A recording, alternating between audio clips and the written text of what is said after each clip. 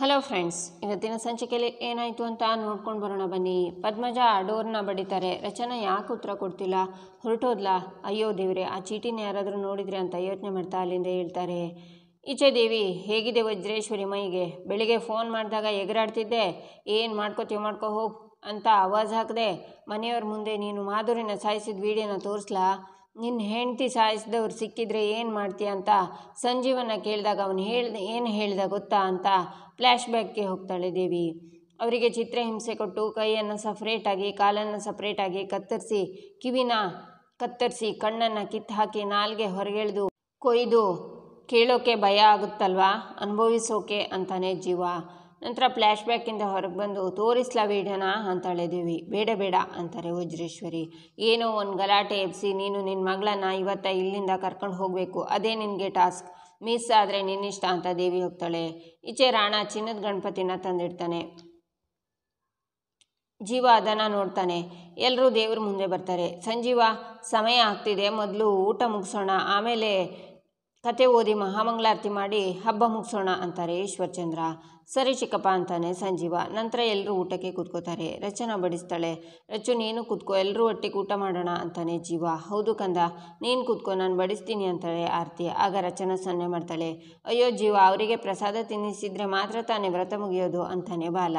ರಚ್ಚು, ಒಂದು ಸಿಗ್ನಲ್ ಮಾಡಿದಿದ್ರೆ ಆವಾಗಲೇ ತಿನ್ನಿಸ್ತಿದ್ನಲ್ಲ, ಎಲ್ಲರೂ ಊಟ ಮಾಡಿ ಅಂತಾನೆ ಜೀವ.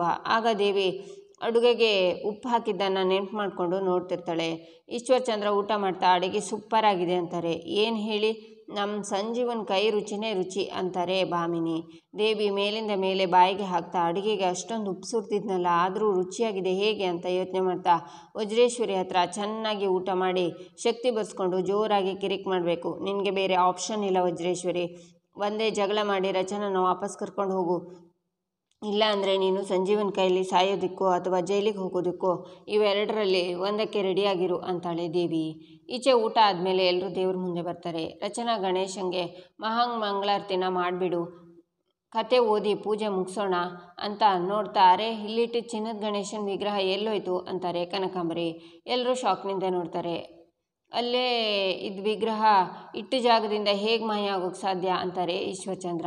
ಕೃಷ್ಣ, ನೀನೇನಾದರೂ ಆಟ ಆಡಬೇಕು ಅಂತ ಗಣೇಶನ ಬಚ್ಚಿಟ್ಟಿದ್ಯಾ ಅಂತಾರೆ ಭಾಮಿನಿ. ಇಲ್ಲ ಅಜ್ಜಿ ಅಂತಾಳೆ ಕೃಷ್ಣ ಪುಟ್ಟ, ದೇವ್ರ ವಿಷಯದಲ್ಲಿ ಹೀಗೆಲ್ಲ ತಮಾಷೆ ಮಾಡಬಾರ್ದು, ಎಲ್ಲಾದರೂ ಎತ್ತಿಟ್ಟಿದ್ರೆ ನಮ್ಮ ಹತ್ರ ಹೇಳು ಅಂತಾಳೆ ದೇವಿ. ಇಲ್ಲ ಅತ್ತೆ, ನಾನು ಮುಟ್ಟಿಲ್ಲ ಅಂತಾಳೆ ಕೃಷ್ಣ. ಅವಳು ಇಂಥ ವಿಷಯದಲ್ಲಿ ಪ್ರಾಕ್ಟಿಕಲ್, ಜೋಕ್ ಎಲ್ಲ ಮಾಡಲ್ಲ. ಬೇರೆ ಯಾರಾದರೂ ಎಲ್ಲಾದರೂ ಇಟ್ರಾ, ಬನ್ನಿ ಹುಡ್ಕೋಣ ಅಂತ ಎಲ್ಲರೂ ಹುಡ್ಕೋಕೆ ಶುರು ಮಾಡ್ತಾರೆ.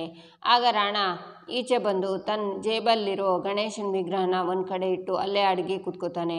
ಆಗ ಬಾಲ ಅಲ್ಲಿಗೆ ಬಂದು ಆ ಗಣಪತಿನ ನೋಡಿ, ಅರೆ ಗಣಪತಿ ಇಲ್ಲೇ ಇದೆ, ಗಣಪತಿ ಸಿಕ್ತು ಎಲ್ಲರೂ ಬನ್ನಿ ಬನ್ನಿ ಅಂತ ಕೂಗ್ತಾನೆ. ಆಗ ಎಲ್ಲರೂ ಬರ್ತಾರೆ. ಬಾಲ, ಎಲ್ಲಿತ್ತು ಗಣೇಶನ ಮೂರ್ತಿ ಅಂತಾರೆ ಕನಕಾಂಬರಿ. ಅಲ್ಯಾರೋ ಬಚ್ಚಿಟ್ಟಿದ್ರು, ಆಟ ಆಡಿಸ್ಬೇಕು ಅಂತ ನಮ್ಮಲ್ಲೇ ಯಾರೋ ಕಳ್ಳರು ಬಚ್ಚಿಟ್ಟಿದ್ರು ಅನ್ಸತ್ತೆ ಅಂತಾನೆ ಬಾಲ. ಸದ್ಯ ಗಣೇಶ ಸಿಕ್ತಲ್ಲ ಅಕ್ಕ, ಗಣೇಶನ ಅಲ್ಲಿಡಿ ಅಂತಾರೆ ಭಾಮಿನಿ. ಮಾಮ್, ಒಂದು ನಿಮಿಷ, ಅದನ್ನು ಕುಡೀಲಿ ಅಂತಾನೆ ರಾಣ. ಗಣೇಶನ ಹಿಡ್ಕೊಂಡು, ಇದು ನಾನು ತಂದಿದ್ದ ಗಣೇಶ ಅಲ್ಲ ಅಂತಾನೆ ರಾಣ. ಏನು ಹೇಳ್ತಿದ್ಯಾ ಅಂತಾನೆ ಜೀವ. ಆಗ ರಾಣ ಗಣೇಶನ ತೋರಿಸ್ತಾನೆ. ಅದನ್ನು ನೋಡಿ ಜೀವ, ಇದು ಬಂಗಾರದ ಗಣೇಶ ಅಲ್ಲ, ಡೂಪ್ಲಿಕೇಟ್ ಗಣೇಶ ಅಂತಾನೆ. ಹಾಗಾದರೆ ನಮ್ಮ ಗಣೇಶನ ಮೂರ್ತಿ ಎಲ್ಲಿ ಅಂತಾರೆ ಕನಕಾಂಬರಿ. ಬಾಲ, ಒರಿಜಿನಲ್ ಗಣೇಶನ ಕೊಡು ಅಂತಾನೆ ರಾಣ. ಒರಿಜಿನಲ್ ಗಣೇಶನ? ಅದರ ಬಗ್ಗೆ ನನಗೇನು ಗೊತ್ತೇ ಇಲ್ಲ, ಸಿಕ್ಕಿದ್ದನ್ನು ಹಾಗೆ ತಂದುಕೊಡ್ತಿದ್ದೀನಿ ನಾನು ಅಂತಾನೆ ಬಾಲ. ಇದು ಕಾಮಿಡಿ ಮಾಡೋ ವಿಷಯ ಅಲ್ಲ, ಪೂಜೆಗೆ ಲೇಟ್ ಆಗ್ತಿದೆ, ತಂದ್ಕೊಡು ಅಂತಾರೆ ಭಾಮಿನಿ. ಅಯ್ಯೋ ಅತ್ತೆ, ನಾನು ಇಲ್ಲಿಟ್ಟಿದ್ದ ಗಣೇಶನ ಮುಟ್ಲೇ ಇಲ್ಲ ಅಂತಾನೆ ಬಾಲ. ಮತ್ತೆ ಅದನ್ನೇ ಹೇಳಬೇಡ ಬಾಲ, ಕೊಡು ಅಂತಾನೆ ರಾಣ. ಅಲ್ಲ, ಏನನ್ನು ಕೊಡೋದು ಅಂತಾನೆ ಬಾಲ. ನೀನು ಎತ್ತಿ ಇಟ್ಕೊಂಡಿರೋ ಒರಿಜಿನಲ್ ಚಿನ್ನದ ಗಣೇಶನ ಕೊಡು ಅಂತಾನೆ ರಾಣ. ಅಯ್ಯೋ ಪಾಪಿ ನನ್ನ ಮಕ್ಕಳ, ನೀವು ತಪ್ಪಿಸ್ಕೊಳ್ಳೋಕೆ ಅವನ್ನ ಬಲಿ ಹಾಕ್ತಿದ್ದೀರಲ್ಲ ಅಂತ ಕಪಿಲ್ ಯೋಚನೆ ಮಾಡ್ತಾನೆ. ರಾಣ, ನೀನೇನೋ ಕನ್ಫ್ಯೂಷನಲ್ಲಿದೆಯಾ, ನನಗೆ ಸಿಕ್ಕಿರೋ ಗಣೇಶನ ನಾನು ತಂದುಕೊಟ್ಟೆ ಅಷ್ಟೇ, ಅದು ಬಿಟ್ಟರೆ ನನಗೇನು ಗೊತ್ತಿಲ್ಲ ಅಂತಾನೆ ಬಾಲ. ಲೇ ಸುಮ್ಮನಿರೋ, ನಾಟಕ ಎಲ್ಲ ಮಾಡಬೇಡ ಅಂತಾನೆ ರಾಣ. ಅರೆ ನಾಟಕ ಮಾಡೋ ಕರ್ಮ ನನಗೇನೋ ಇದೆ, ನೀನು ತಂದಿದ್ದ ವಿಗ್ರಹ ಒರಿಜಿನಲ್ ಅಂತ ಏನು ಗ್ಯಾರಂಟಿ ಅಂತಾನೆ ಬಾಲ. ಲೇ, ಚಿನ್ನದ ವ್ಯಾಪಾರ ಮಾಡೋ ಫ್ಯಾಮಿಲಿ ನಮ್ಮದು, ದಿನ ಬೆಳಿಗ್ಗೆ ಆದರೆ ಕೋಟ್ಯಾಂತರ ರೂಪಾಯಿ ಬಿಸ್ನೆಸ್ ಮಾಡೋ ಫ್ಯಾಮಿಲಿ ನಮ್ಮದು. ಈ ರೀತಿ ಗಣೇಶನ ತಂದು ಪೂಜೆ ಮಾಡೋ ಕರ್ಮ ನಮಗೇನಿದೆ ನೋಡು, ನೀನು ಸುಮ್ಮನೆ ಆಟ ಆಡಬೇಡ, ಕೊಡು ಗಣೇಶನ, ಇಲ್ಲ ಅಂದರೆ ನೀನೇ ಒರಿಜಿನಲ್ ಗಣೇಶನ ಕದಿದ್ಯಾ ಅಂತ ಅನ್ಕೋಬೇಕಾಗತ್ತೆ ಅಂತಾನೆ ರಾಣ. ಏಯ್, ಬಾಲ ನನ್ನ ಭಾವಮೈದ್ನ ಅನ್ನೋದಕ್ಕಿಂತ ಹೆಚ್ಚಾಗಿ ನನ್ನ ಜೀವದ ಗೆಳೆಯ. ನಮ್ಮ ಹಾಗೆ ಶ್ರೀಮಂತರ ಮನೆ ಹುಡುಗ. ನನಗೋಸ್ಕರ ಸುಖ ಸಂತೋಷ ಎಲ್ಲನೂ ಬಿಟ್ಟು ವರ್ಷಗಟ್ಟಲೆ ಕಷ್ಟಪಡ್ತಾ ಇರೋನು. ಇವನ ಮೇಲೆ ಈ ಥರ ಆರೋಪ ಹೊರಿಸ್ತಿರೋದು ಸರಿಯಲ್ಲ ರಾಣ ಅಂತಾನೆ ಜೀವ.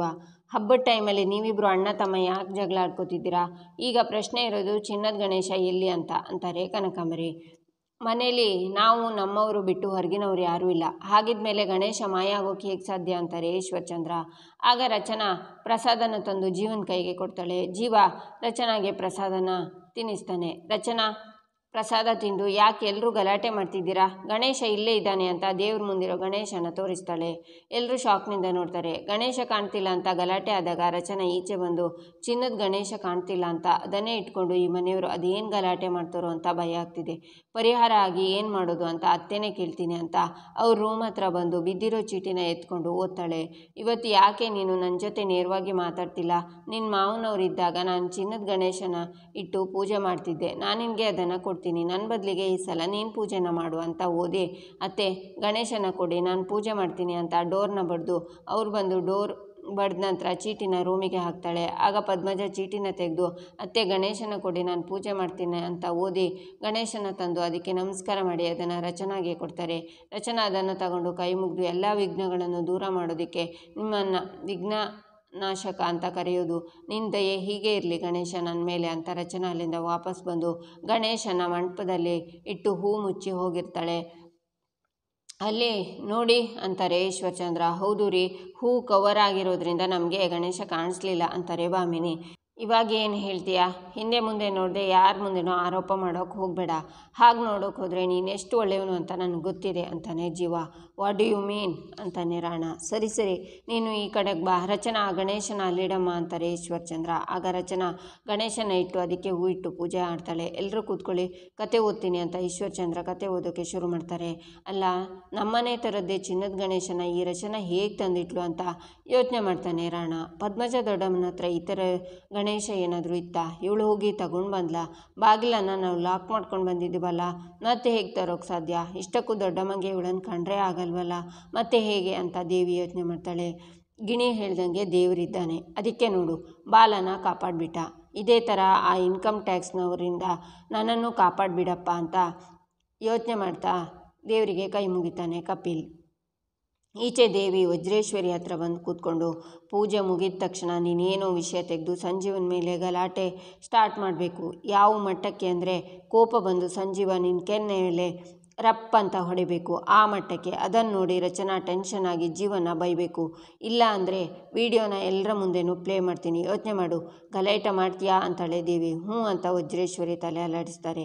ಕತೆ ಮುಗೀತು. ಸಂಜೀವ ರಚನಾ ಮಹಾಮಂಗಳಾರತಿ ಮಾಡಿ ಪ್ರಸಾದ ಹಂಚಿ ಅಂತಾರೆ ಈಶ್ವರ್ಚಂದ್ರ. ಆಗ ರಚನಾ ಜೀವ ಆರತಿನ ಮಾಡ್ತಾರೆ. ಪ್ರಸಾದನ ರಚನಾ ಬಾಯಿಗೆ ಹಾಕ್ತಾನೆ ಜೀವ. ನಂತರ ರಚನಾ ಜೀವನ ಕಾಲಿಗೆ ನಮಸ್ಕಾರ ಮಾಡ್ತಾಳೆ. ಒಂದು ನಿಮಿಷ ನಿಂತ್ಕೊ ಅಲ್ಲಿ ಅಂತ ಜೀವ ರಚನಾ ಕಾಲಿಗೆ ಬೀಳಬೇಕು ಅನ್ನುವಾಗ ರಚನಾ ತಡೆದು ಏನು ಮಾಡ್ತಿದ್ದೀರಾ ಅಂತಾಳೆ. ನೀನು ನನ್ನ ಕಾಲಿಗೆ ಬಿದ್ದೆ, ನಾನು ನಿನ್ನ ಕಾಲಿಗೆ ಬೀಳ್ತಿದ್ದೀನಿ ಅಂತಾನೆ ಜೀವ. ನಂತರ ಪೊಲೀಸ್ನವರು ಬಂದು ಇನ್ಕಮ್ ಟ್ಯಾಕ್ಸ್ ಡಿಪಾರ್ಟ್ಮೆಂಟಿನಿಂದ ಕಂಪ್ಲೇಂಟ್ ಬಂದಿದೆ, ಇವರಿಬ್ಬರನ್ನ ಅರೆಸ್ಟ್ ಮಾಡಬೇಕು ಅಂತ ಹೇಳ್ತಾರೆ.